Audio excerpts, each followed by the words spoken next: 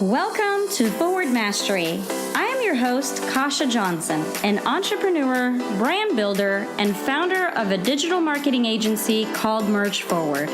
Here I share my expert advice, forward strategies, inspiring stories, and lessons learned from my journey as a business owner to help entrepreneurs like you create a successful business while balancing life. Thanks for your time today. Let's get started. This is Kasia Johnson, and welcome to episode number 7, What to Look Out For When Hiring for a Website Design and Development Project. You know you need a website for your business, or you're looking to update, but how do you know the person or team you're going to hire will do a great job and deliver in a timely manner? Now, this is a topic that I really like because it doesn't get discussed very often.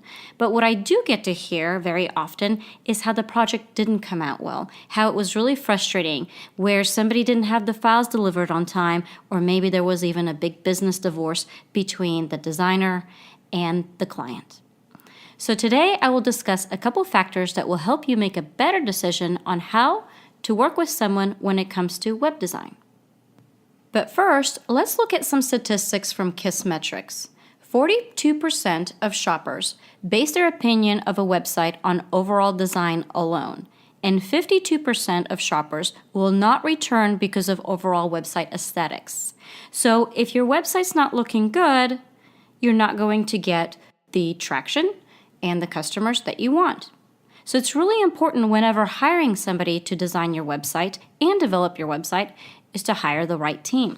So now let's discuss the different resources you should consider when hiring to build out your site and what roles everyone plays. I also understand that whenever hiring somebody to design a site, it also depends on what level you're at in your business. If you're starting out and you're a small business, you want something really clean and basic, and you may actually even consider doing it yourself. If you're already established and have a budget allocated for your website, you're going to consider more of a team. So let's talk about the resources you have to choose from. If you do the site yourself, you can use online resources like Wix to do that. It can be done, but it's going to take a lot more time and it's probably going to be frustrating. Now you can also hire a single person, a contractor, to work on your site. But what you need to consider is that they're going to be the designer, the developer, and the SEO. And each of those individuals think very differently. A designer is going to make sure that your website looks really nice, but it may not function very well. A developer is going to make sure that it functions very well, but it may not be aesthetically pleasing. And the SEO guy is going to make sure that it's always going to be found, but it may not look very good.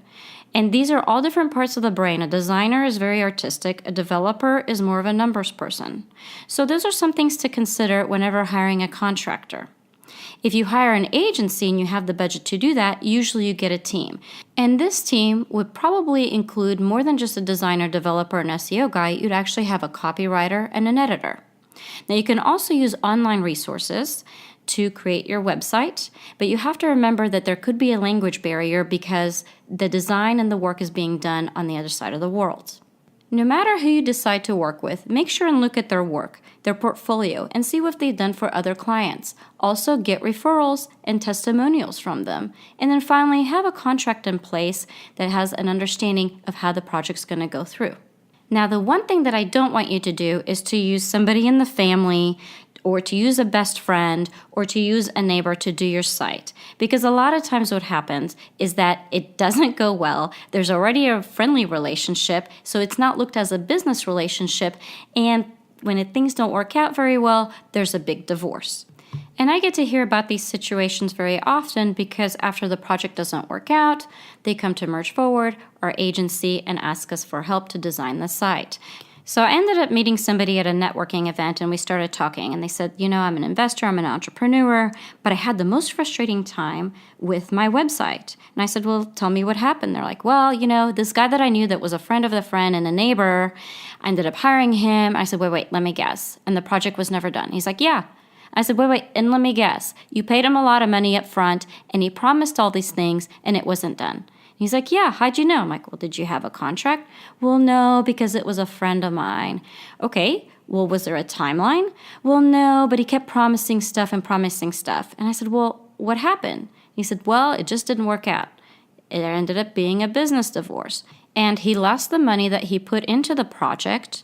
a lot of time, a lot of frustration, and at the end of the day, he had a really bad outlook on web design. So whenever you are hiring somebody for a project, really make sure you know who you're hiring. Make sure to get 2 or 3 proposals. Make sure and get their references and really take a look at their portfolio. So let's move into our 3 forward strategies for today. The important factors to remember when hiring. Number 1, do your research and find several options.